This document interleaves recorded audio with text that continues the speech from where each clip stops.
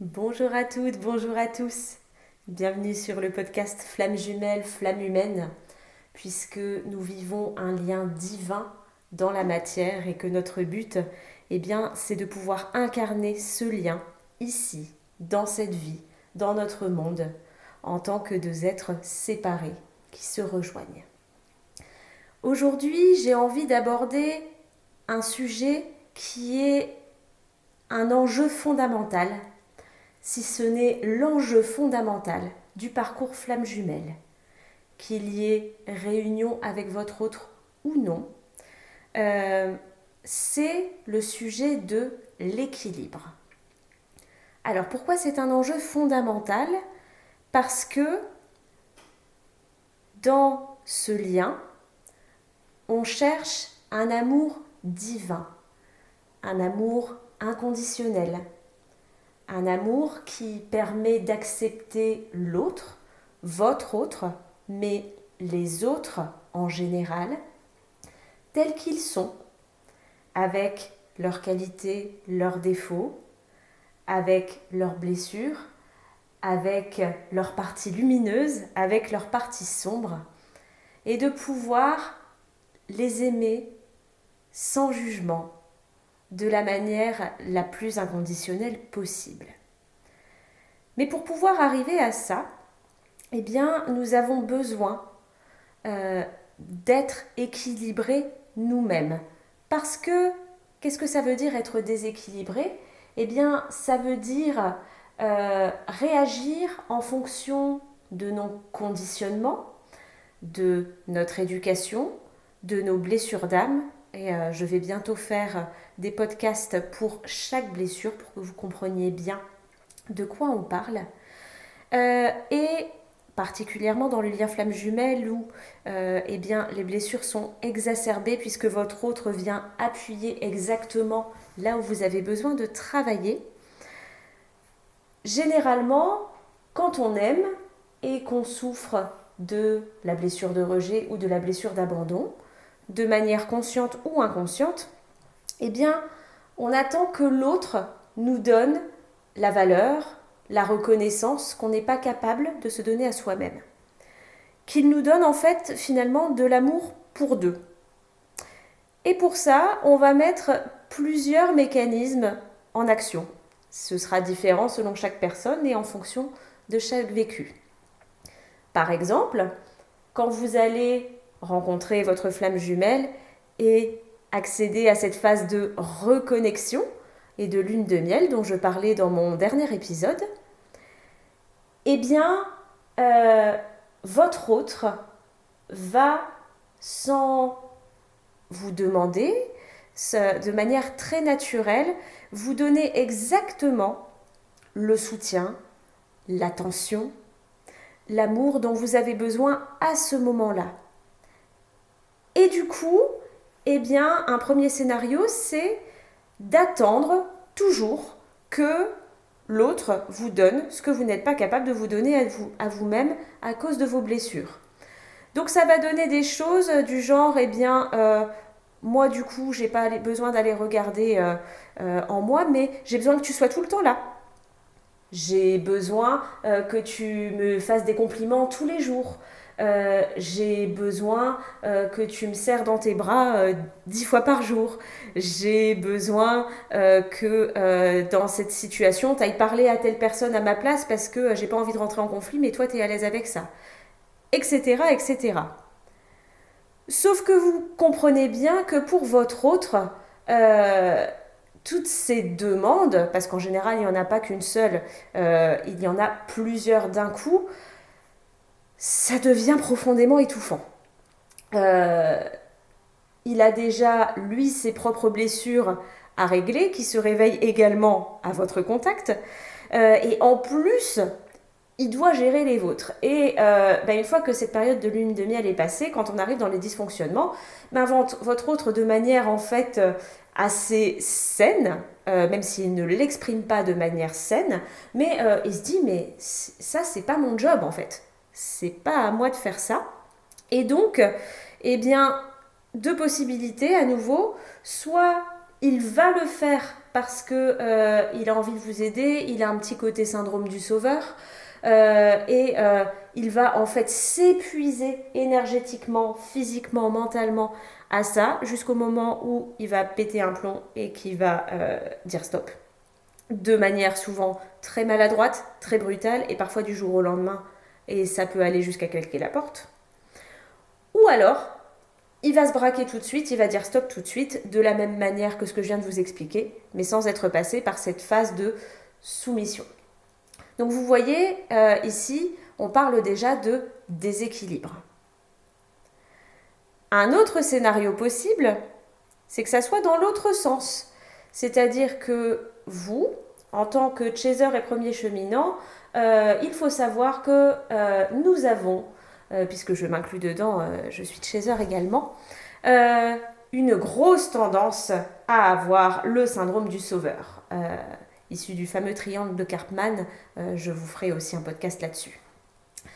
Et donc, eh bien, quand on voit notre autre, et comme en plus on reconnecte à ce sentiment d'amour inconditionnel, le plus beau en fait qu'on puisse faire, eh bien, nous on a tendance à s'oublier complètement pour l'autre.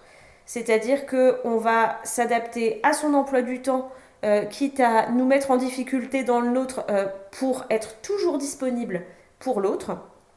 On va accepter de faire des choses qui sont au-delà de nos limites. Alors ça peut être prendre du travail qu'il nous a donné.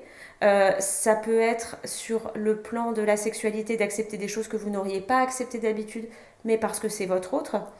Ça peut être tout et n'importe quoi, mais à nouveau, nous sommes dans le déséquilibre, puisqu'en fait, si en plus vous avez une petite blessure d'humiliation qui vient se mettre dessus, là, la blessure d'humiliation, le chaser donne tout aux autres et s'empêche de s'écouter lui et vient, entre guillemets, materner l'autre et prendre le rôle de papa ou de maman par rapport à l'autre pour oublier que lui a du mal à s'accorder de l'attention et que c'est souffrant.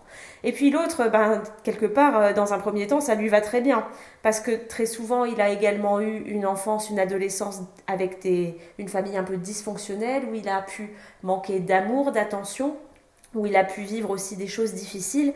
Et donc, quelque part, que son autre prenne aussi ce rôle de parent qui lui donne ce qu'il n'a jamais eu avant, ça lui va très bien. Donc, ce déséquilibre, vous comprenez bien que dans cette période de dysfonctionnement, ça ne peut qu'aboutir à des disputes, des clashs et donc une séparation. Et pendant cette séparation, qui peut être qui peut être multiple, puisqu'il va y avoir des allers-retours pour venir tester, comme je vous l'ai déjà expliqué, votre travail va être, que vous soyez chaser ou runner, consciemment ou inconsciemment, de rétablir cet équilibre en vous et d'aller regarder, qu'est-ce que j'accepte et qui en fait n'est pas ok pour moi. Qu'est-ce que je fais dans les aspects professionnels, dans les aspects familiaux, dans les aspects amicaux, dans ma relation amoureuse, qui fait que moi je suis épuisée à la fin de la journée, j'ai l'impression de donner tout ce que je peux et de pas recevoir grand chose, voire de recevoir rien du tout ou des miettes. Ce qui fait partie des grands sujets aussi des flammes jumelles, puisque tant que le chaser n'aura pas dit stop à recevoir des miettes de la part de son runner, qu'il soit disponible ou pas disponible, mais s'il n'était pas disponible parce qu'il était en couple, de le voir une fois tous les 36 du mois quand lui a décidé et de devoir plier son emploi du temps pour ça, par exemple. Ou bien, d'accepter que le runner vienne simplement à chaque fois critiquer ce qu'il fait au lieu de temps en temps faire des compliments, etc. etc. Donc, prendre conscience de ces mécanismes-là, parce que généralement, ça n'est pas qu'avec votre autre que ça se passe. Quand vous regardez dans tous les domaines de votre vie, vous allez retrouver au moins un domaine, voire quasiment tous les domaines, ou tous, où vous agissez de la même manière. Et le fait d'identifier ça, eh ben, c'est déjà un énorme pas. Et ensuite, eh bien, il reste des actions à poser pour faire en sorte de rééquilibrer ça. Avant les actions, il y a quelque chose de très important aussi, c'est de vous à vous. Si vous souffrez d'un déséquilibre entre le donner, je donne trop et je ne reçois rien, si vous allez vraiment voir au fond de vous, est-ce que vous vous sentez digne de recevoir?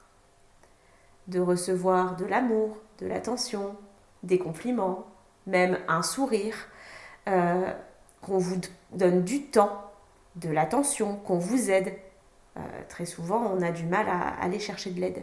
C'est d'ailleurs un des gros blocages chez le chaser quand il se retrouve face à ses blessures et qu'il ne comprend pas ce qui lui arrive.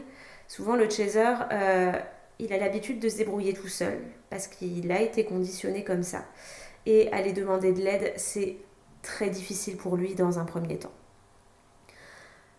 Donc, aller regarder en soi comment je donne, pourquoi je donne. Est-ce que je donne parce que je suis dans l'attente qu'on me rende quelque chose, ou est-ce que je donne parce que ça me fait plaisir, en plein amour, et que je n'attends rien en retour.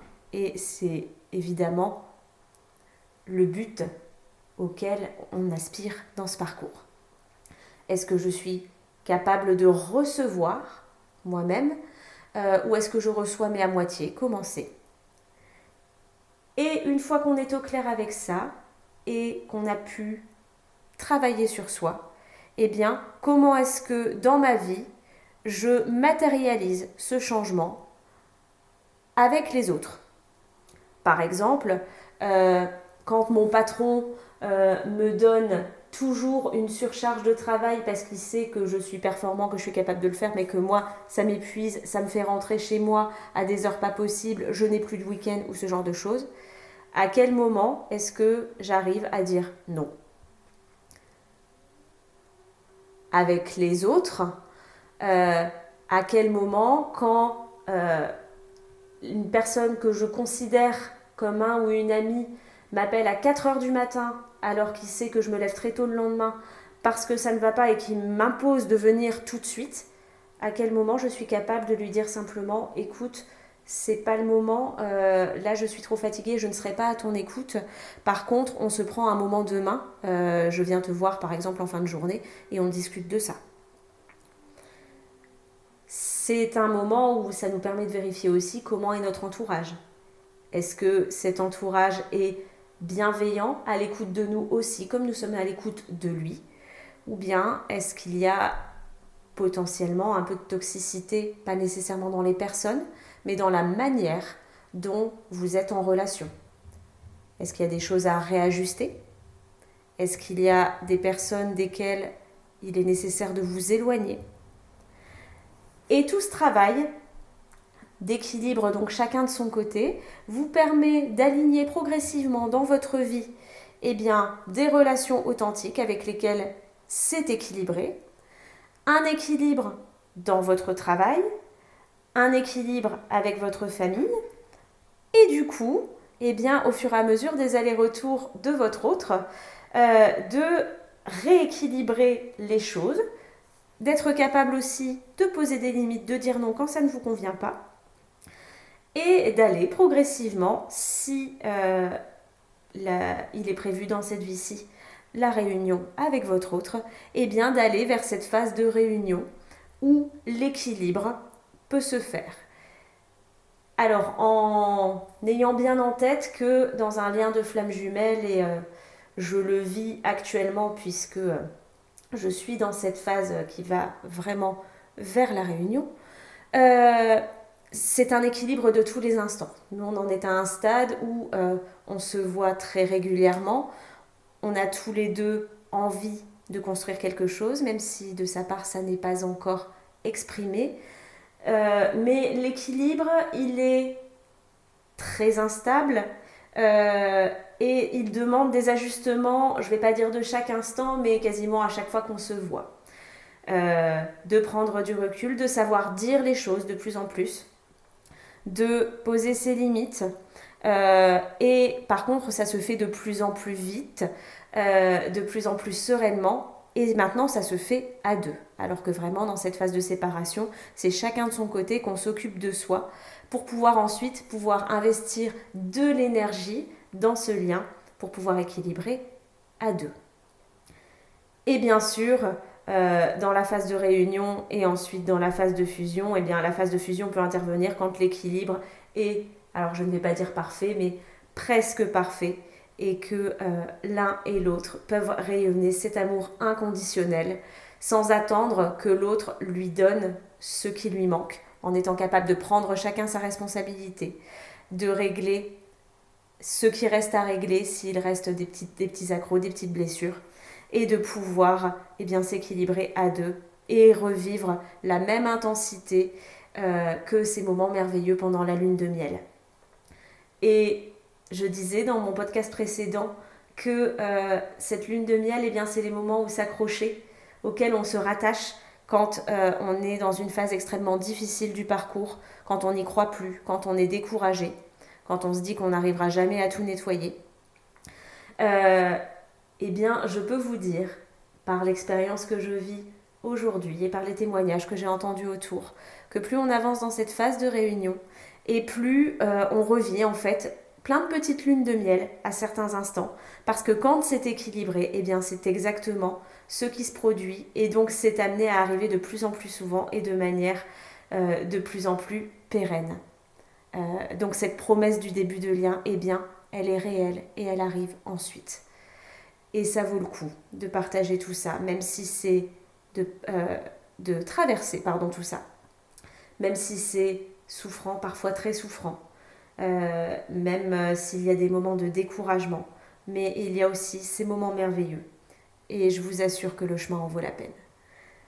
Voilà, j'en ai terminé pour aujourd'hui avec cette notion d'équilibre.